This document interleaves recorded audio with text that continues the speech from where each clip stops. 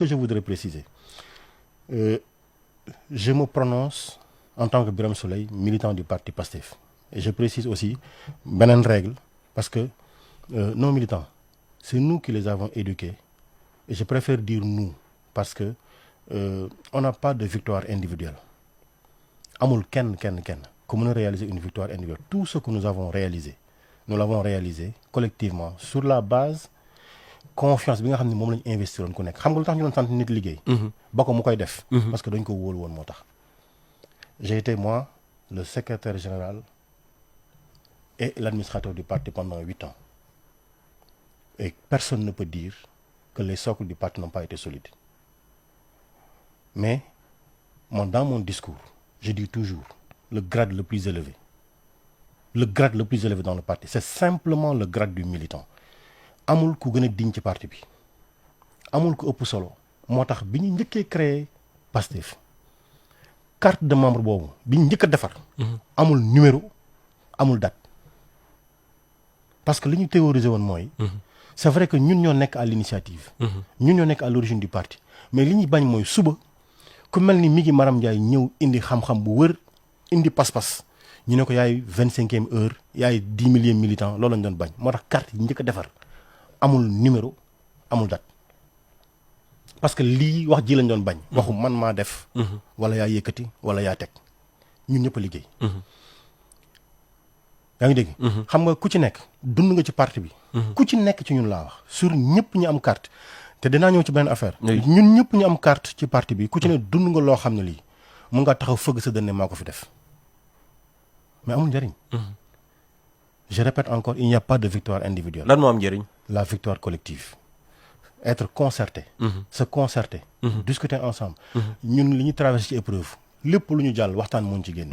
oui su ma déggee lépp ma wax ko damay non li ma c'est extrêmement important. en fait bëgguma ñu dem. beneen bi mooy. il faut savoir ñi nga xam ne bii ñoo liggéey ak ñun ñii ay militants lañ am nañ carte ñii ay sympathisants lañu dañ ñoo bëgg ñeneen ñi duñu militant duñu sympathisant c'est des indécis yu indi seen vote à la dernière minute. ci loo xam ne dañ leen ko indil tegal leen ko ci programme suñu wax ak suñu jëf ku ci ne daf dañ la war a bàyyi xel pour li nga moom ñu delloo la ko. loolu c'est un élément extrêmement important. oui yoon bi ngeen jël ce parti-là a été construit. oui ce parti-là a été construit. sur la base d'une conviction forte. Jusqu'à présent. cette conviction forte-là elle reste ancrée en nous tous. et je dis encore. amul lu gën a wóor les discussions au cœur du parti. oui situation bi parce que am na ay crainte le président moom am na ay crainte sax si ëllëgu parti bi ngir crainteem yooyu bañ a am lan lañ war a def wala yow tamit lan ngeen war a def ba foofu ñu bañ fa yegg. bon alors, moi je ne partage pas les craintes. Vous savez pourquoi? oui. Le parti a démontré. C'est un parti qui a grandi qui a blanchi sous le harnais. maanaam parti la boo xam ne bii li mu stratifié woon moom xam na. 2019. moom président de la République bi ñu génnee 2019 dama koy yokkal ci li mu def ci parti bi. 2019 15 jours après les élections présidentielles de 2019 lui-même il est venu présenter la stratégie qui devait nous faire gagner en 2024 moom président de la République. ma yokkal ko ci li mu listé li mu def ci parti bi mën nañu génne ku nekk li nga def mais je dis tey fi ñu toll. parti bi fi mu jaar ba yegg si fii gëmuma ni lii ñuy doxal danañu delloo ginnaaw bu fekkee ni dañoo wëy di wax di dox ci anam bi nga xam ne bii mooy ni ñuy posé stratégie te ñi ko defoon ñi doon def loolu lépp ñi ngi fi yàlla wàññiwu ci kenn. maanaam ñi lal li tax ñu yegg si fii ñi ko xeex ba ñu yegg si fii ñi ko dox ba ñu yegg si fii. kenn wàññiwu ko fi may fàttali benn mbir bu am solo. parce que dafa am loo xam ne dama ko dégg c'est la première fois. oui may wax en public ci tout ce qui s'est passé c'est la première fois. et ñëw ma fi woon sax pour wax de politique. tigi mais je veux dire une chose. le président du parti jour Gamou 2024 xaw ma 2023 ci guddi 23h la wax ak Maître Tall Maître Tall moom m'a informé j'ai quitté fi ma nekkoon Gamou la nuit même woo ñëpp ne leen on se retrouve pour exécuter lii nga xam ne bii moom le président du parti wax le siège du parti nekk dans Pastef ma wax ko le siège du parti en tout cas pour les réunions stratégiques était établi chez moi dans mon salon ma waxaat ko ne mosuñu mu dégg ma naan man parce que damay wax ni il y a pas de grade plus élevé que simplement le grade du militant. Mais dañoo toll foo xam ne fii il faut que ñu fàttali ñaar ba ñett mbir yu fi xew. comme ça ku nekk ñëwaat dellu si ci xel ñoo xam ni on ne peut être fort que quand on est ensemble kese. Et nous avons été forts parce que nous avons toujours été ensemble face à l'épreuve te épreuve du jeex. te xamoon nañu ni on va vers des challenges xamoon nañu on va vers des défis on s'était promis dañuy toog waxtaan boobu nag ñu ngi koy xaar ba léegi parce que dafa am anam boo xam ne bii bañ ci waxtaanee ci prison bi fii. décision ñu jëloon fii yeggaguñ ci ba léegi war nañoo war a toog ñu waxtaan ci loolu mais li may wax mooy keroog ba ñu dajee foofu mën naa lim parce que dégg naa ku nekk di lim. foofu ña fa toogoon ñu doon defar fichier parrainage yi Ousmane Sonko mi ngi ci kaso bi l'actuel président de la République di notre frère de parti Bassirou Diomaye mi ngi ci kaso bi ñoom ñaar kenn defarul sa fichier Ayib Daffé moo defaral fichier wu Ousmane Sonko ci dans mon salon Yacine Fall mi ngi toog Abdoulaye Tall mi ngi toog Abbas Fall mi ngi toog am na yeneen ñaar ñu nekkoon ci biir salle bi foofu lañ toog jour férié bi ñu defaree dossier yi ba mu mat am na ñaar ñu ñëwul woon jarul may jaar seen tur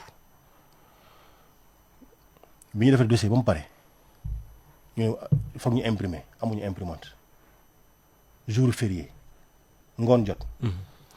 dañoo woo benn waay mu ne ñu nangam laa leen tey jii sama bureau sama kër j'ai un bureau imprimante boobu bi defoon suñu parrainage bi ko imprimer. moo nekk sama bureau sama biir kër. on a imprimé tous les dossiers ma wax ni ci parti yi nga xam ñoo ñu joxoon.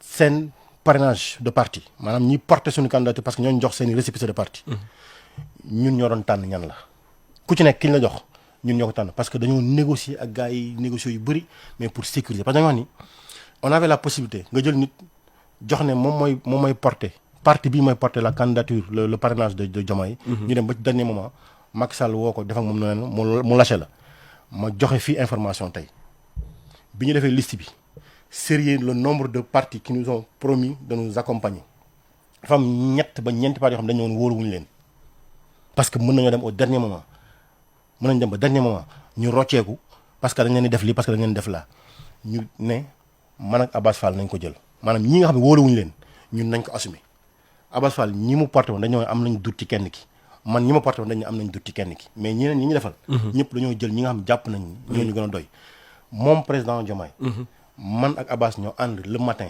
à 6 heures du matin. dem devant la prison xaar fa Amadou Ba. jox ko document yi nga xam ne moom la war a signer. lii c'est pour l'histoire. Oui. te j'aurais pu également venir. Oui. J'aurais pu également venir. sur les conditions. Oui. de sortie. Les conditions de discussion. Les conditions même. On a beaucoup à dire. On se donne rendez-vous dimanche. On se donne rendez-vous dimanche pour parler uniquement politique. On reviendra sur tous ces éléments-là. li ñu ci intéressé. du kan moo def. li ñu ci intéressé mooy lan moo ñu indi fii. oui. te. olof dafa lépp.